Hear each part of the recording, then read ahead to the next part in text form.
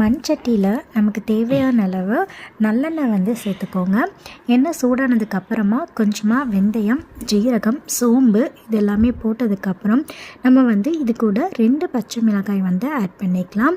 அது கூடவே நம்ம வந்து கறிவேப்பிலை, சின்ன வெங்காயம், பூண்டு இது எல்லாமே ஆட் பண்ணி வதக்கினதுக்கப்புறமா நம்ம வந்து தக்காளி வந்து ஆட் பண்ணிக்கலாம்.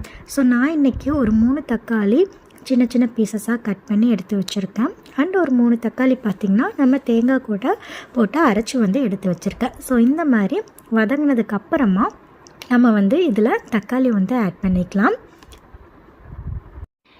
இந்த மாதிரி தக்காளி வந்து நல்லா வதக்கி எடுத்துக்கோங்க.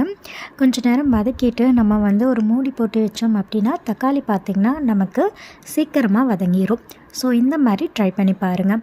ஸோ இப்போ பாருங்கள் தக்காளி வந்து நல்லா வதங்கிட்டு வருது. ஸோ தக்காளி வந்து நல்லா வதங்கினதுக்கு அப்புறமா வந்து நம்ம இதுக்கு தேவையான மசாலா எல்லாமே வந்து ஆட் பண்ணிக்கலாம். ஸோ இதில் பார்த்திங்கன்னா 1 ஸ்பூன் மஞ்சள்தூள், 2 ஸ்பூன் மிளகாய்த்தூள் அண்ட் வந்து 2 ஸ்பூன் மல்லித்தூள் இதெல்லாம் வந்து நம்ம ஆட் பண்ணிக்கலாம்.